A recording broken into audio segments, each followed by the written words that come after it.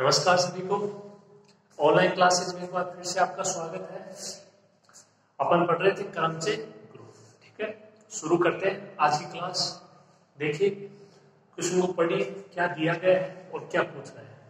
Sigma inverse रो sigma, ये पूरा एक कोई क्रमचे होगा। हालांकि ये तीनों अलग अलग क्रमचे होंगे और इनका मल्टीप्लाई करोगे तो कोई एक क्रमचे आ जाएगा। साचर्यता का गुणधर्म आराम से इसमें संतुष्ट हो जाएगा, जो कि आपने कल थ्योरम में लिखा था।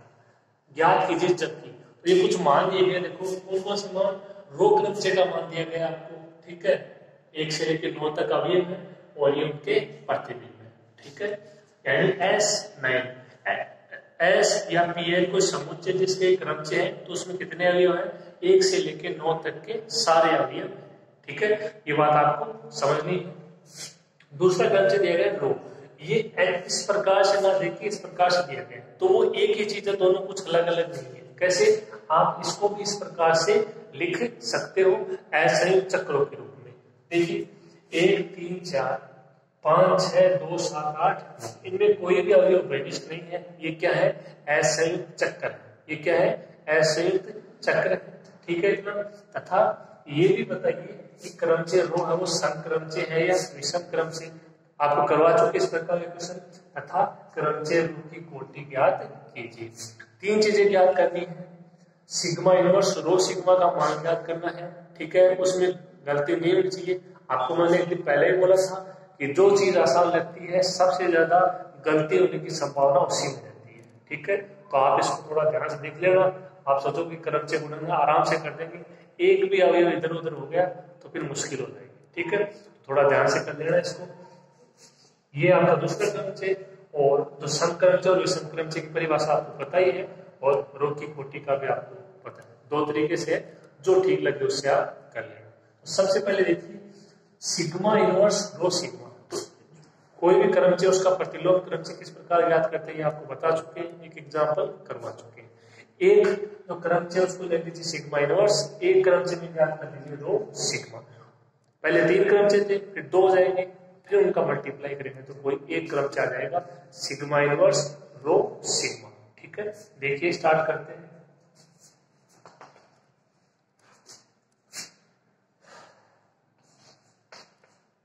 जो सिग्मा क्रमचे दिया गया है उसको लिख लेते हैं।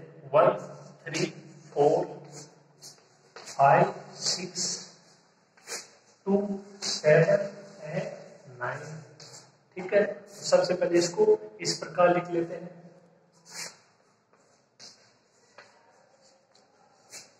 एक से लेकर कहां तक, 9 तक। 1 2 3 4 5 6 7 8 और 9। 1 का प्रतिबिंब 3, 3 का प्रतिबिंब 4, 4 का प्रतिबिंब 1, 5 का प्रतिबिंब 6 और 6 का प्रतिबिंब 5, 2 का प्रतिबिंब 7, 7 का प्रतिबिंब 8, 8 का प्रतिबिंब 9 और 9 का प्रतिबिंब 2। ठीक है, तो इस तरीके से आपको लिखना आना चाहिए। बहुत बार बता चुके हम तो ये आपका क्रमचे हो जाएगा सिग्मा।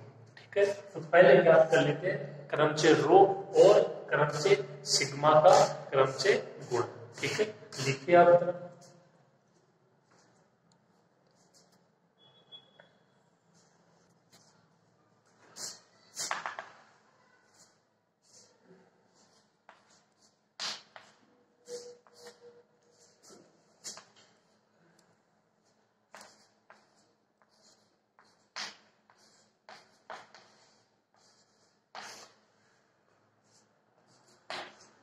तो पहले ज्ञात कर लेते रो इंटू सिग्मा।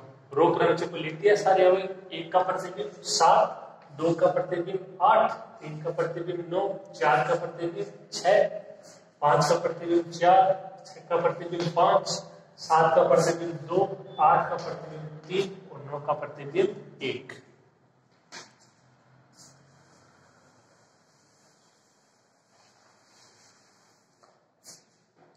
इसके साथ में सिग्मा इसको लिख लेते हैं।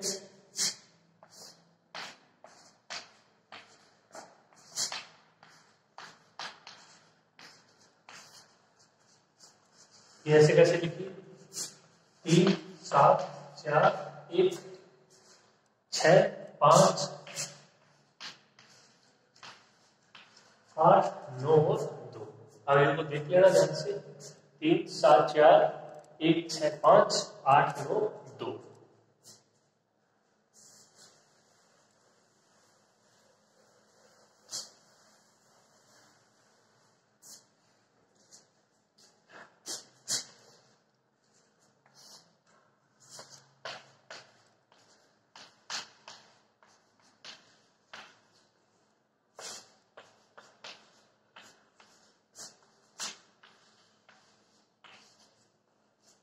एक बार ऐसे कैसे लिख लेंगे,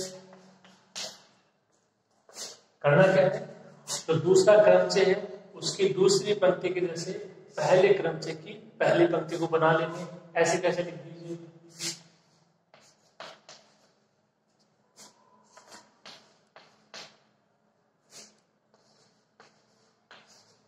3 7 4 1 6 5 8 9 2। अब इनके प्रतिबिंब लिखने पहले क्रमचय से, ठीक है। 3 का प्रतिबिंब 9, 7 का प्रतिबिंब 2, 4 का प्रतिबिंब 6, 1 का प्रतिबिंब 7, 6 का प्रतिबिंब 5, 5 का प्रतिबिंब 4, 8 का प्रतिबिंब 3, 9 का प्रतिबिंब 1 और 2 का प्रतिबिंब 8, ठीक है।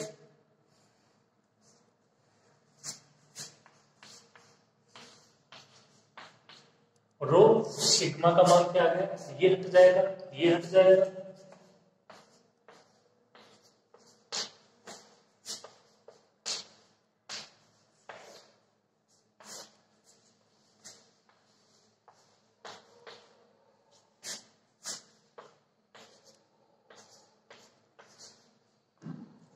नौ 2 6 7 5 4 3 1 8, ठीक है। ऊपर 1 से लेके 9 तक अवयव है, तो ये मान आ जाएगा rho into sigma.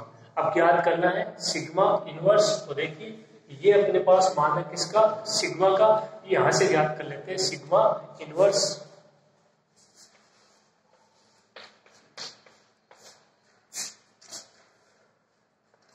Sigma inverse का मैंने आपको तरीका बताया था। तो दूसरी पंक्ति है वो पहली पंक्ति के साथ पे, और जो पहली पंक्ति है वो दूसरी पंक्ति के साथ का।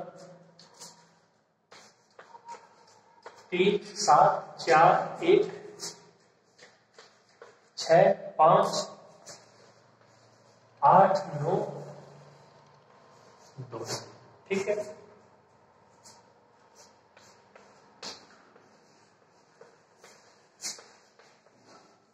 ये 1 से 9 तक, ठीक है। अब क्या करना है, जो ऊपर वाले अवयव है इनको क्रम से लिखना है 1 से लेके 9 तक, और फिर इनके संगत प्रतिबिंब आपको लिखने हैं, ठीक है। आप इसको नोट कीजिए ध्यान से।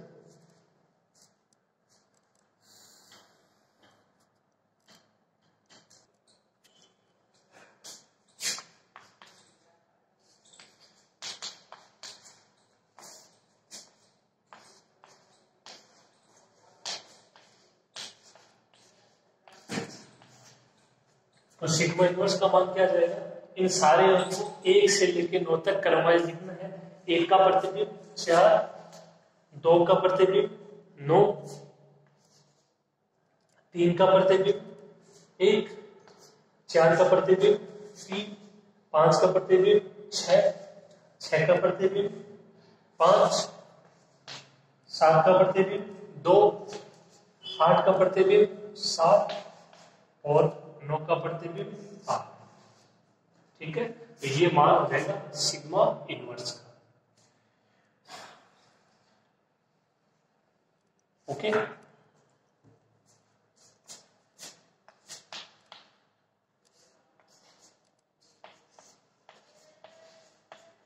अब जो पहला इसका पार्ट है जो मान पूछ रहा है उसकी बात कर लेते हैं।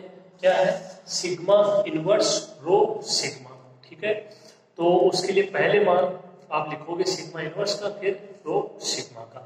देखिए सिग्मा इनवर्स यानी ये मान,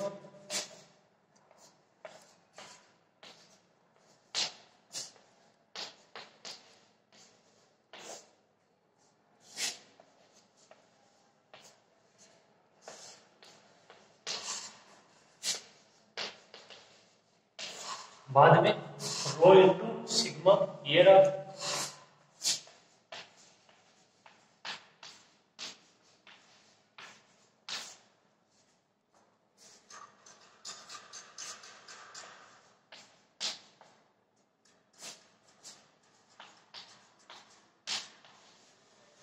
ठीक है, 9 2 6 7 5 4 3 1 8, और ये भी इसी में से लिखना है। ठीक है,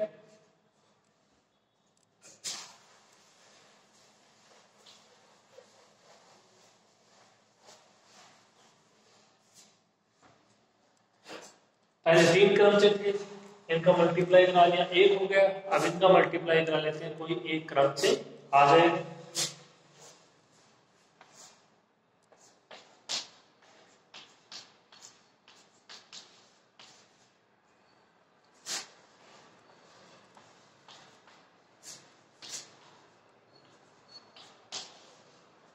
ये ऐसे कैसे, ये पंक्ति ऐसे कैसे,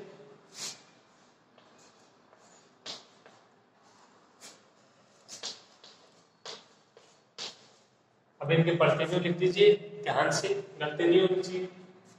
9 का प्रतिबिंब 8, 2 का प्रतिबिंब 9, 6 का प्रतिबिंब 5, 7 का प्रतिबिंब 2, 5 का प्रतिबिंब 6, 4 का प्रतिबिंब 3, 3 का प्रतिबिंब 1,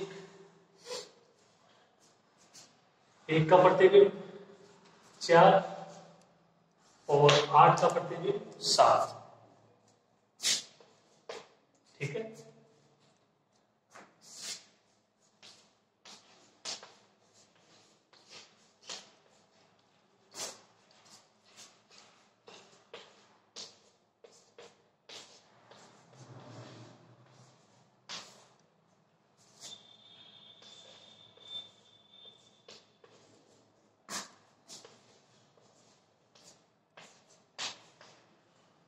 तो ये मान आ गया 1 से लेकर 9 तक, ये हट जाएगा और ये आएगी 8 9 5 2 6 3 1 4 7।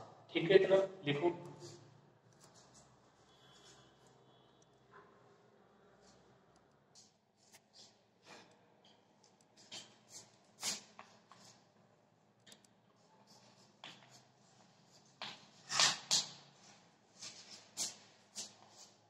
इसको आप ऐसे चक्रों में भी लिख सकते हो, यहां तक छोड़ना चाहो तो यहाँ पे भी छोड़ सकते हो। देखिए 1 से स्टार्ट हो जाएगा, 1 का प्रतिबिंब 8, 8 का प्रतिबिंब 4, 4 का प्रतिबिंब 2, 2 का प्रतिबिंब 9, 9 का प्रतिबिंब 7, 7 का प्रतिबिंब 1। ये आपका ऐसे चक्कर यही पे समाप्त हो जाएगा। अब देख लीजिए कौन सा ले रहे हैं, 1 आ गया, 2 आ गया, 3 लिए हैं, 3 से स्टार्ट कर दीजिए। 3 का प्रतिबिंब 5, 5 का प्रतिबिंब 6, 6 का प्रतिबिंब 3, सारे आ गए 1 2 3 4 5 6 7 8। ठीक है, ये पहले काम हुआ सिग्मा इनवर्स रो सिग्मा, किसके रूप में, एस संयुक्त चक्रों के रूप में। ठीक है, इतना हो जाएगा, कोई दिक्कत नहीं है, और एक क्वेश्चन आए हुए भी क्वेश्चन है। ठीक है, अब आगे करते हैं। देखिए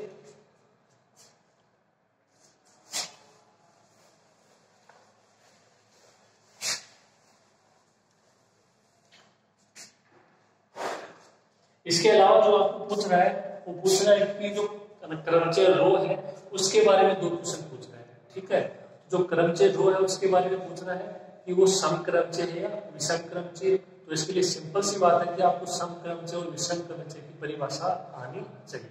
ठीक है, आपको मैंने पहले दिन ये बोल दिया था कि इस बुक में केवल परिभाषाओं का खेल है।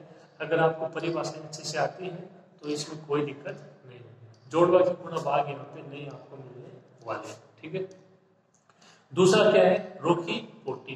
तो रो की कोटि या तो एफ की power N is equal to I, या फिर एफ के एस संयुक्त चक्रों की लंबाई का एलसीएम। ठीक है, तो एलसीएम वाला ठीक रहेगा। एस संयुक्त चक्रों में आप आसानी से लिख सकते हो, उनकी लंबाई को काउंट कर सकते हो, और फिर उनका एलसीएम आसानी से ज्ञात हो जाएगा। तो सबसे पहले देखते हैं कि रो समक्रमचय है या विषम क्रमचय। तो क्या परिभाषा थी समक्रमचय विषम क्रमचय की? कोई भी क्रमचय समक्रमचय कब कहलाएगा और विषम क्रमचय कब कहलाएगा, उसको आपको क्या करना है, जो भी आपका क्रमचय उसको सबसे पहले असंयुक्त धन चक्रों के गुणनफल के रूप में व्यक्त करना है, फिर असंयुक्त धन चक्रों के गुणनफल के द्वारा उसको पक्षांतरणों के गुणनफल के रूप में व्यक्त करना है। पक्षांतरणों की संख्या काउंट करनी है। यदि संख्या विषम है तो दिया गया क्रमचय विषम क्रमचय, और यदि संख्या इनकी पक्षांतरणों की संख्या सम है तो दिया गया क्रमचय सम क्रमचय। ठीक है, इतनी सी याद रखनी है। एक दो एग्जाम्पल पहले भी करवा चुके हैं आपको, ये वो देख लीजिए।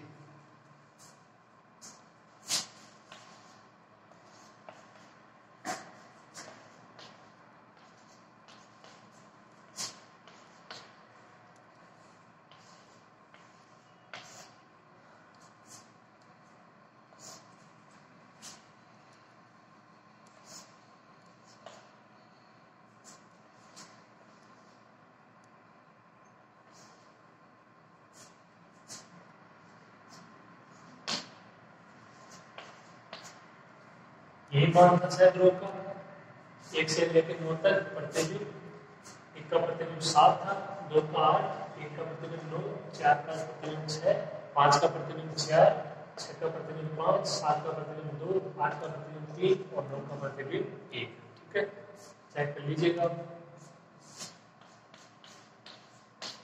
तो सबसे पहले इसको लिखोगे आप असंयुक्त धन चक्रों के गुणनफल के रूप में, आप आसानी से इसको लिख सकते हो।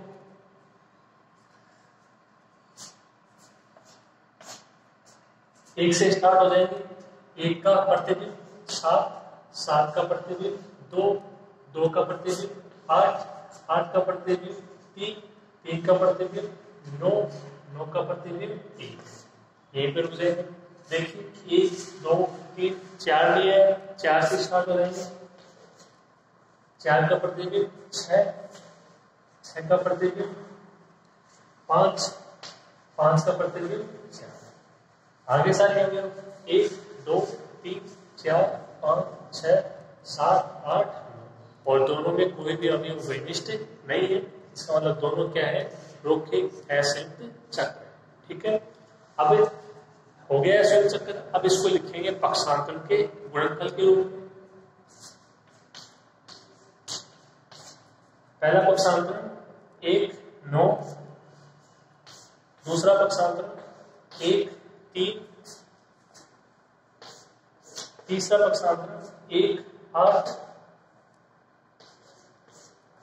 फिर 1 2, लास्ट 1 7। जो पहला असंयुक्त था चक्र उसके ये पक्षांतर हो गए 3 2 5 पक्षांतर। ठीक है, आसानी से निकलोगे। इसका पहला पक्षांतर 4 5, दूसरा पक्षांतर 4। ठीक है, तो ये आपको लिखना आना चाहिए। अब पक्षांतरों की संख्या काउंट कर लीजिए 1 2 3 4 5 6 7। 7 पक्षांतरों का गुणनफल है कौन सा क्रमचय? क्रमचय रो।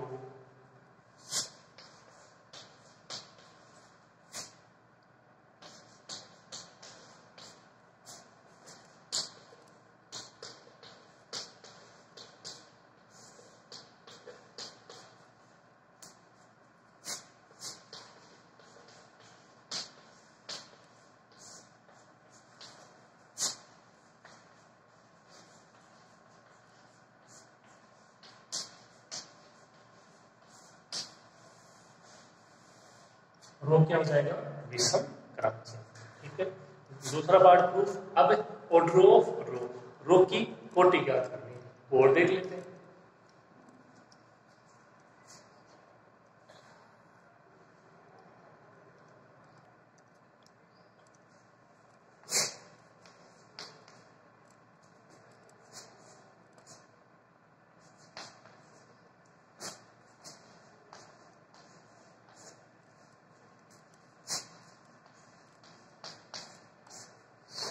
तो रो की कोटि ज्ञात करनी है। ठीक है, इसके लिए आपको मैंने बताया था कि एफ वहां पे कोई क्रमचय था, उसके क्रमचय की हम कोटि की परिभाषा में देखिए, और आपको मैंने परिभाषा में बताया कि उसके जो भी क्रमचय आपका एफ है उसके अश्वंत आपको चक्र निकालने हैं और उनकी आपको लंबाई देखनी है। लंबाई यहाँ किस तरीके से आप देखोगे वो भी आपको पता होना चाहिए, उसमें भी मिस्टेक नहीं होनी चाहिए। ये देखो बहुत है ना, छोटी छोटी बातें हैं ये, लेकिन इनमें भी मिस्टेक होने की संभावना रहती है। ठीक है, सबका दिमाग है वो एक जैसा नहीं होता है, तो इसको थोड़ा ध्यान से देखिएगा। इनके समझ में आ गया वो अच्छी बात है, लेकिन इनके नहीं आया है तो वो थोड़ा सा इनके डीपली जाने की कोशिश कीजिएगा। ठीक है, आसान बातें हैं लेकिन आसान बातों में गलती होने की संभावना ज्यादा रहती है। तो ये बात हो गई थी। अब देखिए जो मैंने आपको परिभाषाएं बताई वो ये था कि एफ के जो अश्विन चक्र हैं उनकी लंबाई का आपको एलसीएम देखना है, वो क्या हो जाएगी उस क्रमचय की कोटि। ठीक है, तो आपको जो यहाँ पे क्रमचय है रो, इसको लिखना है अश्विन चक्रों के रूप में। तो रो ये लिखा हुआ था, ये इसके अश्विन चक्र, जिससे आपने क्या लिखे इसके पक्षांतर लिखे। तो इनको मैंने ऐसे कैसे लिख दिया है 1 7 2 8 3 9 4 6 5। ठीक है, तो ये इनकी क्या हो गया अश्विन चक्र। इसकी लंबाई देख लेते हैं। देखिए इसकी लंबाई कितनी है, इसकी 6 लंबाई है, 1 2 3 4 5 6, और इस अश्विन चक्र की लंबाई कितनी है 3, यानी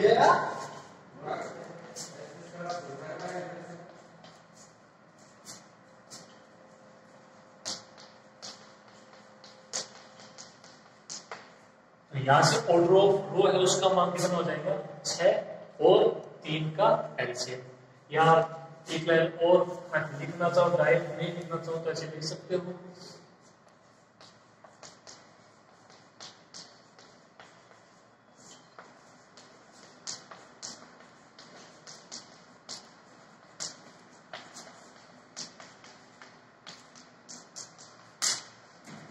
रो के अश्विन चक्रों की लंबाई का एलसीएम, तो लंबाई 6 और 3 है, 6 और 3 का एलसीएम 6।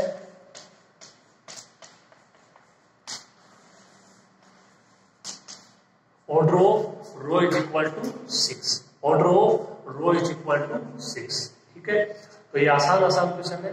अब आप इसके सारे एग्जाम्पल अपनी तरफ से कर लेना, क्योंकि बार बार उन्हीं को रिपीट करना ये तो टाइम वेस्ट करना होगा। ठीक है, तो वही चीजें हैं, कोई एक दो एग्जाम्पल अलग होगा उसको मैं करवा दूंगा, और बाकी ये जैसे इस प्रकार क्वेश्चन है, आप कोई भी क्रमचय उसका इनवर्स उनका मल्टीप्लाई करा के पूछे तो आप उसको आसानी से ज्ञात कर सकते हो। इसके अलावा समक्रमचय या विषमक्रमचय के बारे में पूछेगा तो वो भी आप आसानी से बता सकते हो, बशर्ते आपको परिभाषा पता होनी चाहिए। इसके अलावा क्रमचय की कोटि, इसमें जो आपकी परिभाषाएं हैं वो देखिए, तो समक्रमचय और विषमक्रमचय की परिभाषा है ये 1-2 बार आ चुकी है। ठीक है, तो वो आपको पता होनी चाहिए। इसके अलावा और भी बहुत सारी परिभाषाएं हैं स्टार्टिंग से लेकर अब तक, वो आपको पढ़नी है, आगे भी आपके काम आते रहेंगे। ठीक है, तो आज की क्लास में इतना ही हो पाएगा। ओके, और बाकी अगली क्लास में। आज के लिए इतना ही, धन्यवाद।